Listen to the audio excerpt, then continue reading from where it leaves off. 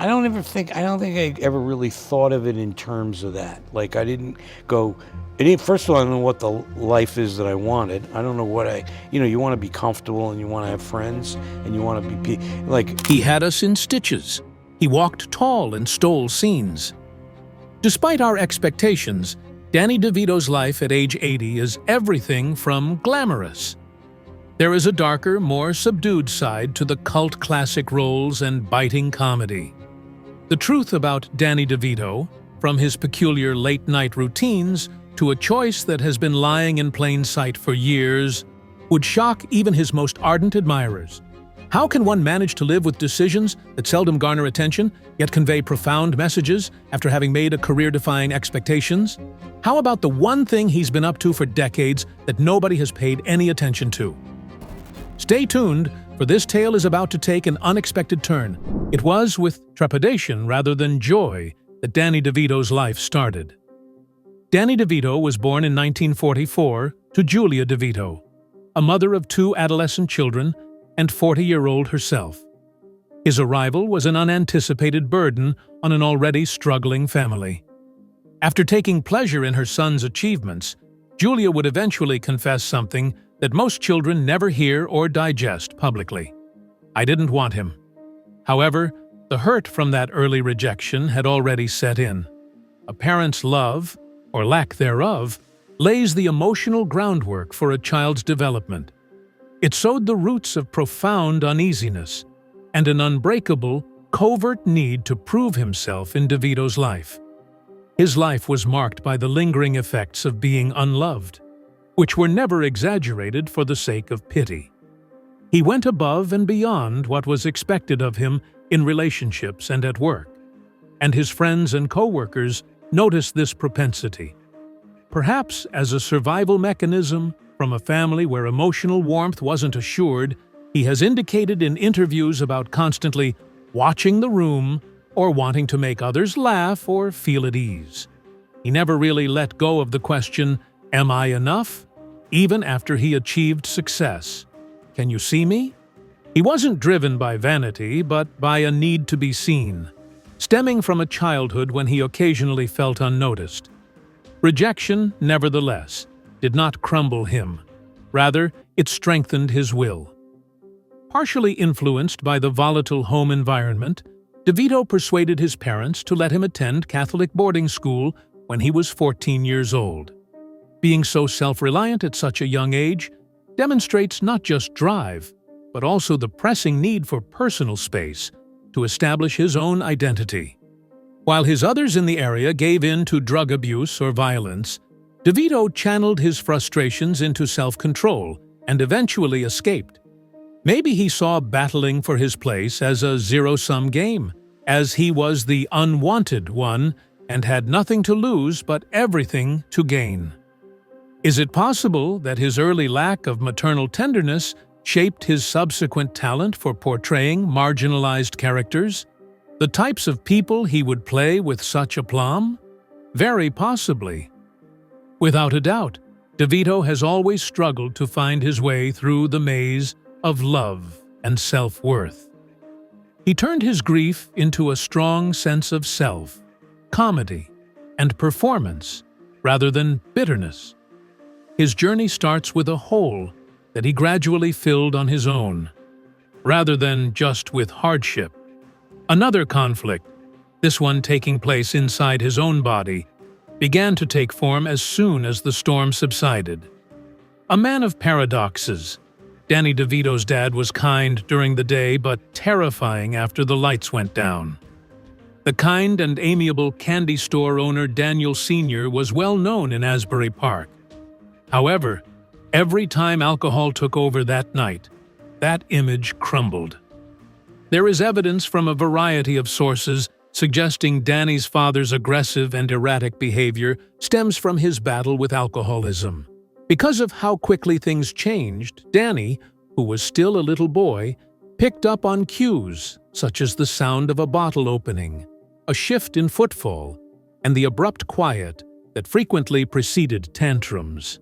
The guy who tucked Danny in was Danny's greatest terror, even more so than the creatures who lurked beneath their beds.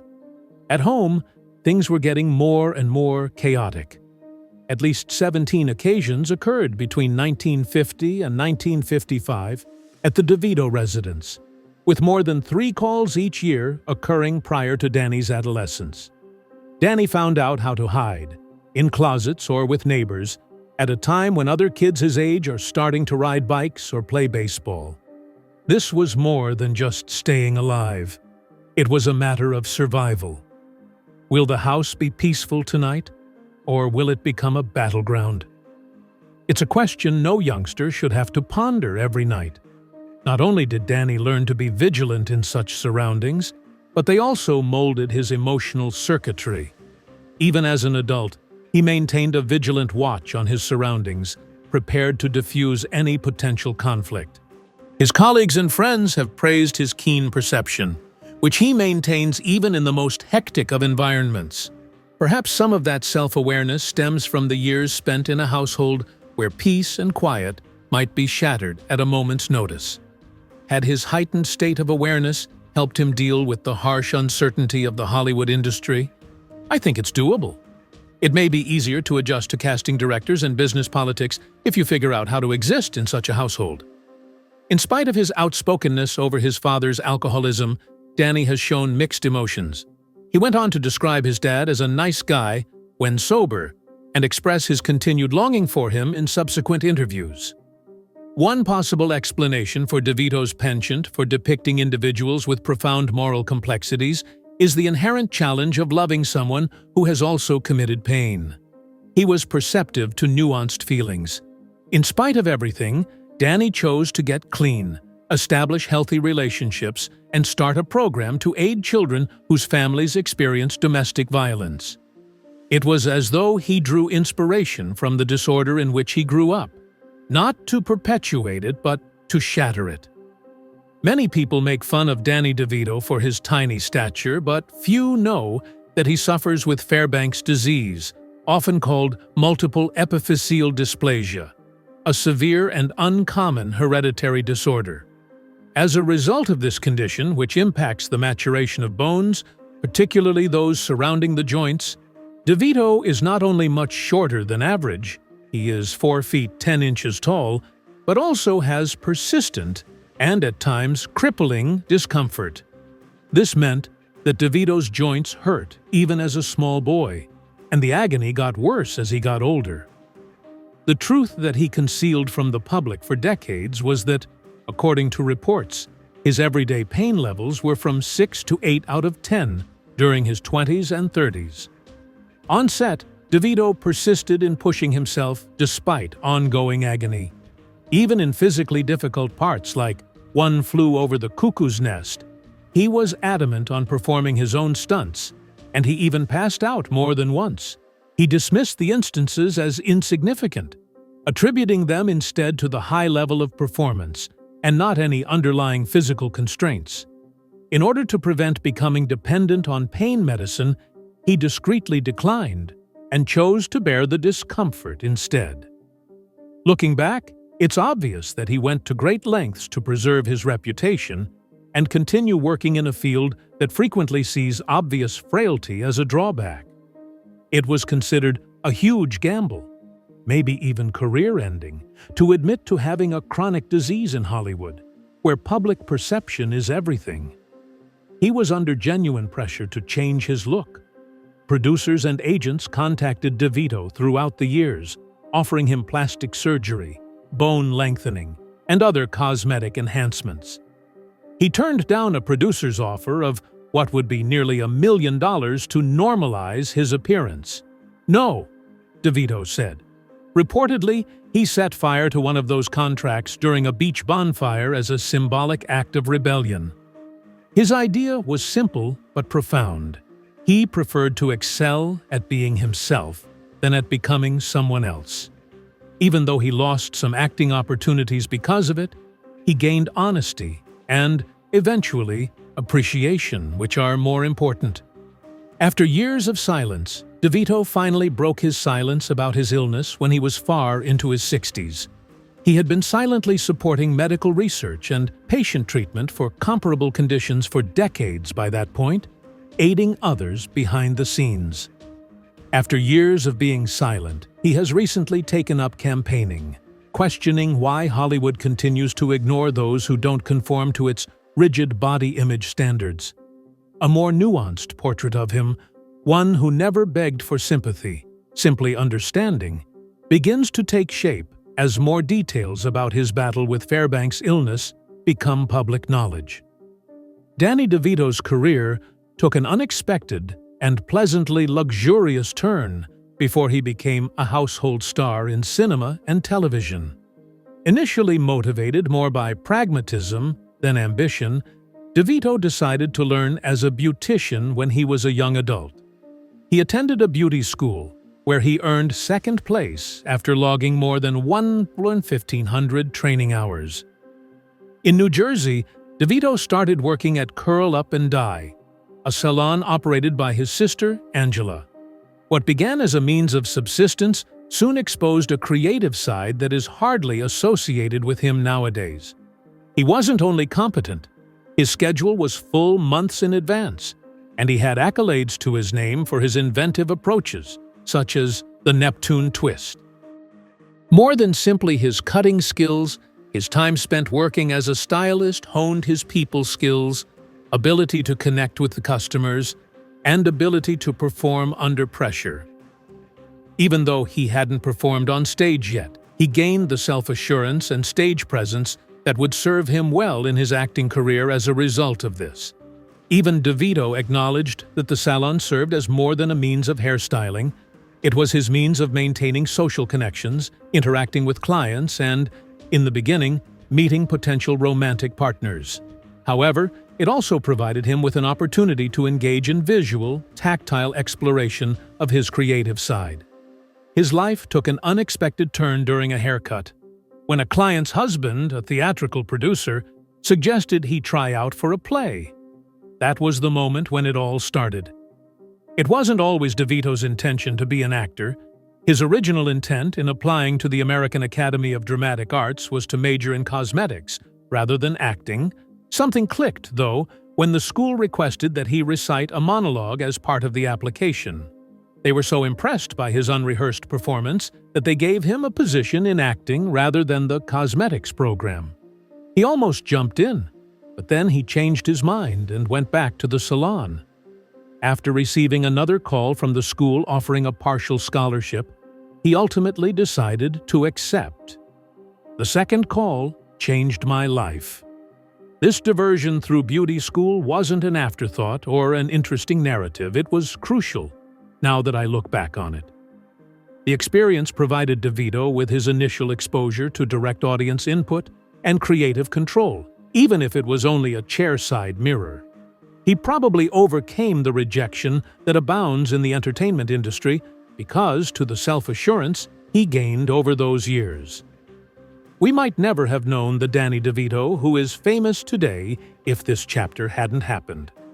We now know Danny DeVito as a seasoned actor and producer, but when he first came to New York City at the age of 19, he was unknown, broke, and living hand-to-mouth. Michael Douglas, who was not yet famous for being the son of cinematic star Kirk Douglas, was just another struggling actor when he moved in with him to a small, barely heated apartment. The cockroach infestation in their shared room made the $75 monthly rent seem like a stretch. They managed to scrape by on tinned beans and old bread, saving enough for necessities like bus fare or a single photo. The furnace hardly functioned, and the fridge was always empty, so they had to stay motivated or freeze, according to DeVito. It was discouraging to constantly have to struggle to get recognized. Only 3 of DeVito's 248 auditions between 1967 and 1970 resulted in paid gigs, and he made less than $800 in total. In order to make ends meet, he worked a variety of odd jobs. He did everything from parking vehicles to cleaning cages at the Los Angeles Zoo, and even stood still for hours as a mannequin in apparel stores to draw customers in. He went so far as to read scripts out loud to apes in an effort to hone his acting skills. He would occasionally use the YMCA's showers and sleep in his old VW Beetle while he was homeless. In a place where he faced insurmountable obstacles, they were more than simply strange tales. They were strategies for staying alive. Regardless all these obstacles, DeVito persevered. On one occasion, he and Douglas used their final $27 to print and personally deliver headshots all across town. The motivation for such unwavering commitment went beyond mere professional advancement. It was a demonstration of the continued significance of an unconventional leading man. While setback after setback piled up, DeVito maintained his concentration. He didn't think success would be easy, had no influential connections, and no safety net. His perseverance, determination, and faith in his abilities allowed him to rise beyond his outward look. A theme that would emerge throughout DeVito's career was his early days in New York. Whenever doors closed, he found a window. He persisted through 200 auditions when most people would have given up after 50. Those grueling months of hustle weren't only about making ends meet. They served as his informal training ground. The actor who would come to reinvent the Hollywood success narrative was shaped by every lousy job, missed audition, and chilly night in that flat with Douglas. As if the monotony were never going to stop, an old character from his past reappeared with surprising vigor. The part that landed Danny DeVito his big break wasn't a fluke. It was one he had played before. Playing the role of Martini, a mentally ill inmate, DeVito appeared in a theatrical adaptation of One Flew Over the Cuckoo's Nest in the early 1970s. This event was pivotal when the script for the film was being written many years later. Michael Douglas, who was DeVito's roommate in the past, recalled his performance and recommended him for the same part in the film. The studio allegedly desired a more well-known face, so it wasn't a sure thing. The other performers didn't have DeVito's complete comprehension of the role, which he honed during months of stage performance. Things didn't go smoothly during casting. Executives in Hollywood weren't sure if DeVito could pull off the role because of his history and appearance. Milos Forman, the director, had faith in him, and Douglas vigorously advocated for him. After years of rejection, unsuccessful auditions, and living in near poverty, DeVito finally got the part. It was a validation, and not just any acting job. Ironically, he was only on screen for brief moments in the part that catapulted his career. Despite his few roles, DeVito made an effect. His Martini was nuanced, surprising, and incredibly relatable. It nailed the disorganized purity of a person trapped behind the inflexible confines of a system that fails to comprehend them, something that DeVito could, to a large extent, identify with. It was a really hectic production. Several sequences included genuine patients as extras, and the film was shot in a real mental institution in Oregon. The performances were more authentic because of that setting. Even in a supporting capacity, DeVito's dedication to the environment was palpable. Despite how difficult it was, he didn't gripe about it. Long days on set were especially taxing for someone who was still dealing with the physical pain of his bone disease. Many have hypothesized that his background, physical struggles, and years of struggle informed his ability to imbue the character with tenderness and subtle tension. It would be impossible to exaggerate the significance of One Flew Over the Cuckoo's Nest on DeVito's career. Nearly everyone involved became household names after the picture took home 5 Oscars, including Best Picture. Even though DeVito didn't win any statues or honors for his performance, the Academy nevertheless took note of him. That part did more than open doors. It established his place. He had finally gotten his wish after years of hearing that his talent was more important than everything else, that he was too small, too odd, or too unusual. Nobody, including Danny DeVito, anticipated Taxi's 1978 premiere that it would become the cultural phenomenon that it eventually became. Coming off a critically acclaimed film like One Flew Over the Cuckoo's Nest, making the switch to television was considered as a decline in quality at the time. The agent that represented DeVito even warned against it. However, DeVito recognized potential in the screenplay, especially in the role of Sunshine Cab Company dispatcher Louis De Palma, who is both rude and ethically dubious. He found himself captivated by Louis's blatant harshness and gloomy sense of humor.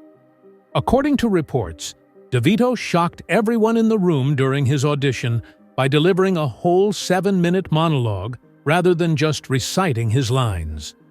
ABC officials originally hesitated to cast him, fearing that viewers wouldn't relate to his little height. James L. Brooks, who co-created the idea with DeVito, was quite insistent and threatened to quit if he wasn't cast. Louis De Palma wasn't only a supporting role. He emerged as a celebrity as soon as the program premiered. The part benefited greatly from DeVito's passion, timing, and genuine emotion, which elevated it above the script's expectations. Audiences discovered an almost charming quality in Louis's anarchy, despite his raucous, crass, and sometimes cruel behavior. Lots of letters came in, and they weren't all negative. The fact that DeVito's performance wasn't completely staged made it all the more impressive. His nature apparently required him to sit alone before each tape and mentally make a list of everyone who had ever rejected or underrated him. Instead of piling up, that animosity became a driving force. The character's underlying animosity and incisive humor were a result of this. By the time Taxi's first season came to a close, Louis De Palma had become famous, and DeVito was getting hundreds of fan letters every week. For the part, he won a Golden Globe and an Emmy in the span of 2 years. Even critics who were first dubious about how unlikable the character was eventually came to agree that Danny DeVito had revolutionized the television anti-hero genre. Not only that, but DeVito declined offers from other networks, including one that would have paid him more than 10 times his Taxi wage. He prioritized his devotion to the characters and storyline before financial gain. By the time Taxi ended in 1983, DeVito had transitioned from being perceived as a risk or an anomaly to a celebrity in his own right. Not only was his performance as Louis De Palma entertaining, but it also pushed the boundaries of television humor. Taxi was the first big platform where Danny DeVito could be completely authentic, rude, eccentric, and memorable. Off-screen, Danny DeVito has been known for an unusual blend of artistic risk-taking and personal commitment, most notably in his lengthy collaboration with Rhea Perlman. They became close after meeting during a theatrical performance in 1971. They tied the knot in 1982 and stayed together for the rest of their lives, dating and working side by side. Despite the ups and downs of their relationship, the constant mutual respect and cooperation between them shone out. They were co-directors and co-producers of Matilda, among their many collaborative endeavors. They were inseparable because they loved each other, and because they had similar creative goals and a passion for telling tales with impact. One of the most influential production companies of the 1990s, Jersey Films, was co-founded by DeVito in 1992. When he was a producer, Danny DeVito supported risky, unique stories, in contrast to other performers who opted for safe commercial bets. All of these daring films, Pulp Fiction, Erin Brockovich, Gattaca, and Man in the Moon, were produced by Jersey Films. Thanks to the firm, DeVito was shown to be more than simply an accomplished actor. He was also a perceptive tastemaker who knew his way around character-driven narratives and captivating audiences. Curiously, he frequently opted out of appearing in the films he produced, happy to let others steal the show while he stayed in the background. After what DeVito and Perlman called an unconventional marriage blossomed, the couple split up in 2012 but never divorced, and have remained friendly and even romantically involved ever since.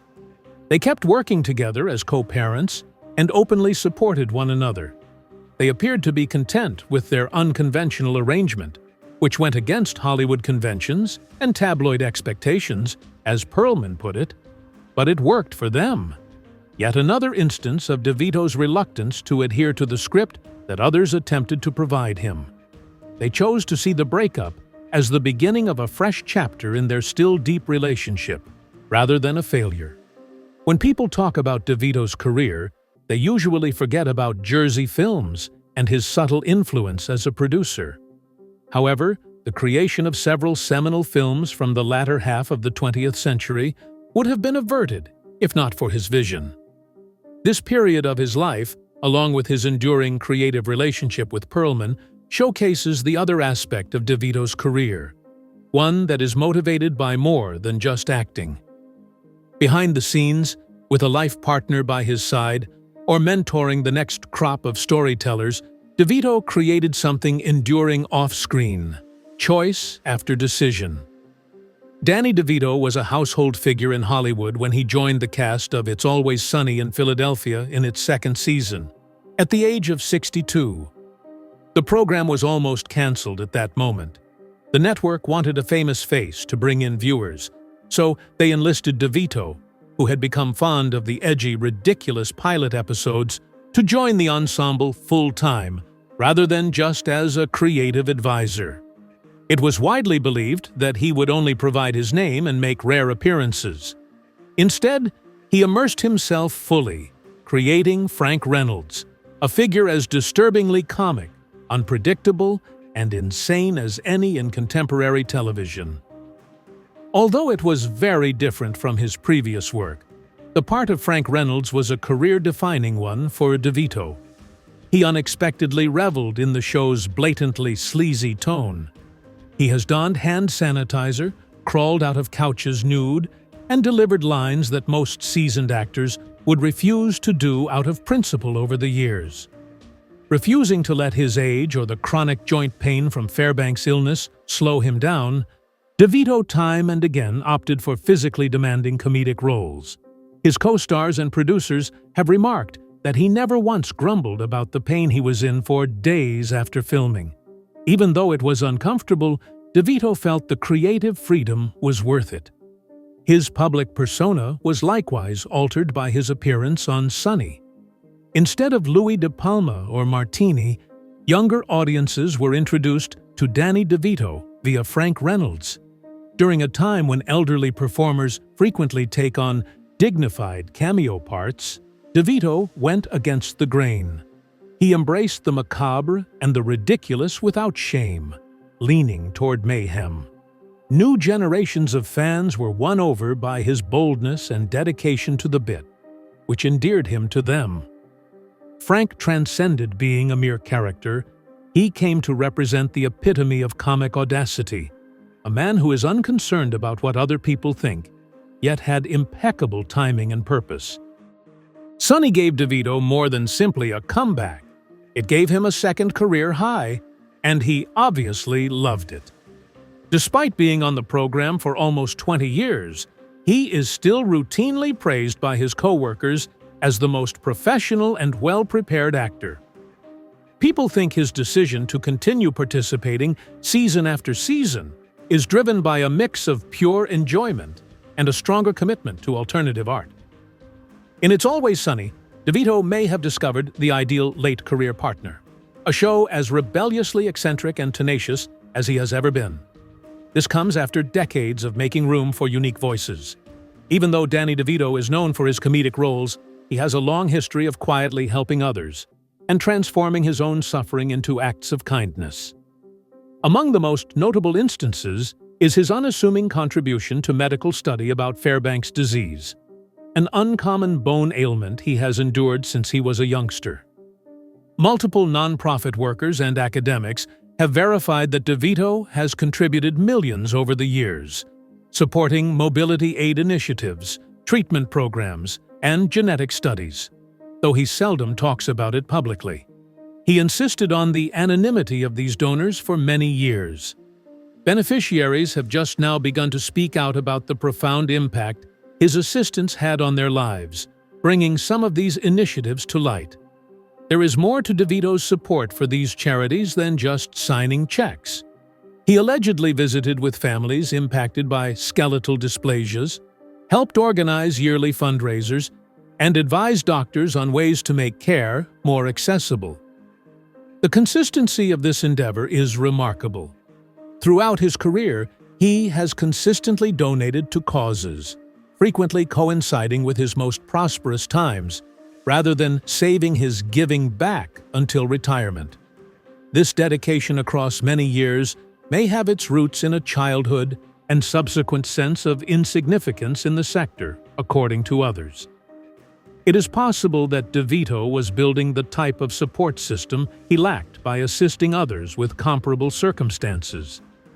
Beyond his charitable work, Danny DeVito has been an influential figure in the careers of many aspiring actors and filmmakers, especially those who don't conform to Hollywood's standard fare. Through his production firms, he has collaborated with a plethora of rising stars and advocated for casting choices that defy convention. His own children, some of whom have pursued careers in the arts, have recalled him as a steady mentor who prioritized honesty, discipline, and skill above stardom.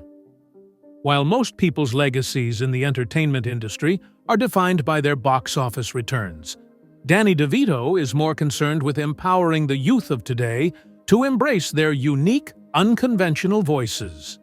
Subtly changing the public discourse about disability, body image, and representation is one of DeVito's most enduring legacies.